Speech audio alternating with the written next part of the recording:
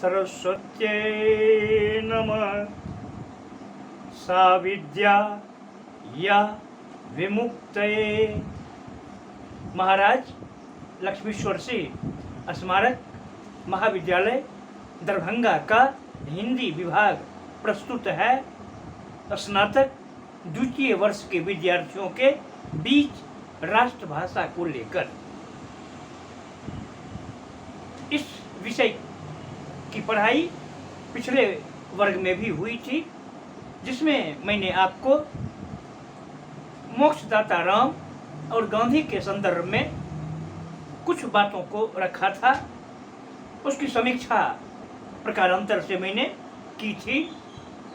आज हम मोक्षदाता राम से जिस प्रश्न को लेकर आगे बढ़ रहे हैं और परीक्षा के लिए वह जायज प्रश्न लगता है, वह है मोक्षदाता राम का भाव सौंदर्य। मोक्षदाता राम का भाव सौंदर्य। वस्तुतः कोई भी विषय भाव पर ही आधारित होता है। जैसा भाव होता है वैसा ही विषय का असर भी होता है। मोक्षदाता राम निबंध का भाव निर्गुण राम से संबंधित है। मोक्षदाता राम से यह स्पष्ट होता है कि मोक्ष प्रदान करने वाले अगर कोई राम हैं तो वह निर्गुण राम है, सगुण राम नहीं है। सगुण राम में राष्ट्रपिता महात्मा गांधी ने राम को नहीं देखा है। मोक्ष प्रदान करने वाले राम को उन्होंने नहीं देखा है। यह तो सभी जानते हैं कि मोक्षदाता राम शीर्षक प्रवचन है, जो प्रवचन विद्यार्थियों के बीच में उन्होंने रामनवमी के अवसर पर किया था। इस कारण भी यह आलेख महत्वपूर्ण आलेख हो जाता है और गांधी जी की जुबान से यह आलेख निकला हुआ है, जो गांधी जी रघुपति राघव राजा राम पतित पावन सीताराम का गायन तकरीबन प्रार्थना सभा में रोज करते रहे हैं। इसलिए भी यह इसका भाव गंभीर भाव है। हम जानते हैं कि धर्म प्राण भारतीय जनता के बीच राम और कृष्ण आधार बने हुए हैं। यहाँ गांधी ने राम और कृष्ण को भी सामने में रखने का प्रयास किया है। वह स्पष्ट रूप से कहते हैं कि जो निर्बल के बलराम हैं, जो निर्बल के बलराम हैं, वे कृष्ण अलग नहीं है। वे कृष्ण अलग नहीं है। इसका मतलब क्या हुआ कि कृष्ण भी सगुण कृष्ण नहीं है। निर्गुण कृष्ण ही मोक्षदाता कृष्ण भी सिद्ध हो सकते हैं। गांधी यहाँ स्पष्ट करते हैं कि वही अंतर्यामी है, जिन्होंने अजामिल, गज, गणिका, अहल्या आदि का उद्धार किया। गज, गणिका, अहल्या आदि का उद्धार किया। गज का उद्धार विष्णु ने किया। विष्णु ही राम है, दशरथ नंदन नहीं, निर्गुण राम है। हम देखते हैं कि इसका भावलोक हमें एक अलग यात्रा की ओर लेकर आगे बढ़ता है। वह स्पष्ट कहते हैं कि हम जिस राम के गुण गाते हैं, हम जिस राम के गुण गाते हैं, वे राम वाल्मीकि के राम नहीं। वाल्मीकि के राम वे नहीं है, क्योंकि वाल्मीकि ने ही तो राम की कल्पना की है। और वाल्मीकि जी ने जिस राम की कल्पना की है, उनमें राम दशरथ नंदन ही है, उनमें राम सियापति ही हैं, उनमें भी राम रावण के बधिक राम ही हैं। कहने का तात्पर्य यह कि यह राम मोक्षदाता राम नहीं है। मतलब महर्षि वाल्मीकि के राम भी मोक्ष प्रदान करने वाले राम नहीं है। कथानायक हैं, सबके लोकप्रिय राम हैं, लेकिन मोक्ष देने वाले राम वाल्मीकि के भी नहीं हैं। आगे गांधी जी ने लिखा है, हालांकि तुलसीदास की रामायण मुझे अत्यंत प्रिय है। तुलसीदास जी की रामायण लिखते हैं वह, जबकि यहाँ होना चाहिए तुलसीदास जी का रामचरितमानस, क्योंकि रामायण कहने से वाल्मीकि ये रामायण का ही बोध होता है। लेकिन यह मोहनदास करमचंद गांधी की बात है, इसलिए इसको इसी ढंग से मानना सही रहेगा। वह कहते हैं कि तुलसी के राम भी नहीं, वाल्मीकि के राम भी नहीं, हालांकि तुलसीदास जी की रामायण मुझे अत्यंत प्रिय है और उसे मैं और द्वितीय ग्रंथ मानता हूँ। गांधी की दृष्टि में रामचरितमानस और द्वितीय ग्रंथ है। लेकिन रामचरितमानस में जो राम हैं वे गांधी जी के राम नहीं हैं। वे गांधी जी के राम नहीं हैं। वे अन्य सगुणवादियों के राम हो सकते हैं, लेकिन गांधी सगुणवादी नहीं है, गांधी निर्गुणवादी हैं। इस लेख से तो यही स्पष्ट होता है कि गांधी निर्गुणवादी है, वह सगुणवादी नहीं है। उन्होंने निर्गुण में ही राम को भी देखा है और कृष्ण को भी देखा है। वैसे तुलसीदास जी ने भी लिखा है ना, बिनु पद चलहि सुनहि बिनु काना, बिनु पद चलहि सुनहि बिनु काना, बिनु कर करहि कर्म प्रभु नाना।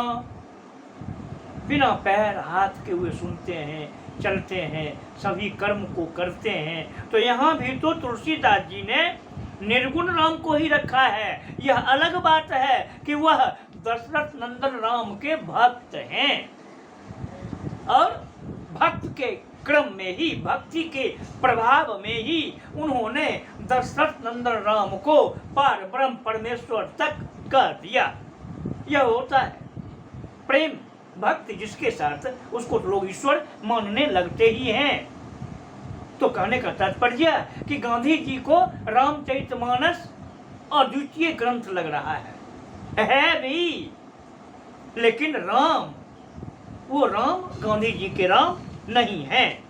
उन्होंने आगे लिखा है, और उसे मैं और द्वितीय ग्रंथ मानता हूँ तथा एक बार पढ़ना शुरू करने पर कभी उकताता नहीं। यह रामचरितमानस की महत्ता है कि रामचरितमानस में जो डूबता है वह उकताता नहीं है। उसका कथानक इस प्रकार से तैयार किया गया है कि मनुष्य उसमें डूबता ही डूबता चला जाता है, निकलने की परवाह भी वह नहीं रखता है। रामचरितमानस में जो डूबा उसी ने जीवन को पाया, ऐसा भी कहा जाता है। बहुत से ऐसे व्यक्ति धरती पर अभी भी हो सकते हैं। कुछ वर्षों पूर्व तो थे, मैं भी जानता हूं उनको, जो अपना नाम लिखना नहीं जानते थे, लेकिन रामचरितमानस के सभी कांडों को वो आंख बंद करके पाठ करते रहते थे। यह है रामचरितमानस की मर्यादा, यह है रामचरितमानस की महत्ता, जिसे मोहनदास करमचंद गांधी जी भी स्वीकार करते हैं। लेकिन वह तुलसीदास के राम को अपना राम नहीं मानते हैं। कहते हैं कि मैं उसे पढ़ने से उकताता नहीं, तो भी आज हम तुलसीदास के राम का स्मरण करने वाले नहीं हैं। आज राम जन्म है, रामनवमी है, और यह रामनवमी उसी राम जी से संबंधित है जिनकी चर्चा करने वाले आज हम नहीं हैं। इसका मतलब क्या हुआ? इसका मतलब सीधा है कि गांधी अयोध्यापति राम के नहीं हैं, गांधी सियापति राम के भी नहीं हैं, गांधी रावण वधिक राम के भी नहीं हैं। गांधी कबीर के राम के दास हैं, गांधी रविदास के राम के प्रकाश हैं, यानी निर्गुण राम के आत्मिक उल्लास हैं मोहनदास करमचंद गांधी। उन्होंने लिखा, कबीरदास जी ने, दशरथ सुत तिहु लोक बखाना, दशरथ सुत तिहु लोक बखाना, राम नाम का मर्म न जाना। राम नाम का मर्म गांधी जी इसी राम नाम के मर्म तक पहुंचाने के लिए मोक्षदाता राम का प्रवचन कर रहे हैं। इसी राम तक पहुंचाने के लिए। यह राम शब्द है। हम जानते हैं शक्ति शब्द में होती है, शब्द शक्ति। राम शब्द में शक्ति है। राम शब्द 2.5 अक्षर का शब्द कहा जाता है। प्रेम शब्द भी 2.5 अक्षर का शब्द कहा जाता है। प्रेम को ही ईश्वर भी कहा जाता है। राम ईश्वर भी है, लेकिन निर्गुण है, सगुण नहीं है। राष्ट्रपिता महात्मा गांधी जी ने इस आलेख के माध्यम से जिस भाव का विन्यास किया है, वह भाव ही मानवता का भाव है। निर्गुण राम में कहीं मंदिर नहीं है। निर्गुण राम में कोई झगड़ा झंझट नहीं है। निर्गुण राम तो हृदय हृदय के वासी हैं। निर्गुण राम कहीं घर मंदिर के आवासी नहीं है। राष्ट्रपिता महात्मा गांधी जी का निर्गुण राम जन जन का राम हो सकता है। इसे बनाने का प्रयास कबीर ने किया, इसे बनाने का प्रयास रविदास ने किया, इसे बनाने का प्रयास अन्य विद्वानों ने भी किया। इसे बनाने का प्रयास आज होना चाहिए। आज जो लोग तुलसीदास जी के राम के पीछे ही अपने आप को राम का भक्त समझ रहे हैं, उन्हें गांधी जी के राम को समझना जरूर चाहिए। राम भाववाचक संज्ञा है, भावना में है राम, इसे भूलना हमें नहीं चाहिए। राम ज्यों ही हम शब्द उच्चारण करते हैं, त्यों ही स्पष्ट हो जाता है कि हम आम जीवन में नहीं हैं, हम विशेष जीवन की ओर बढ़ चुके हैं। राम का मतलब है आत्म कल्याण। ओम श्री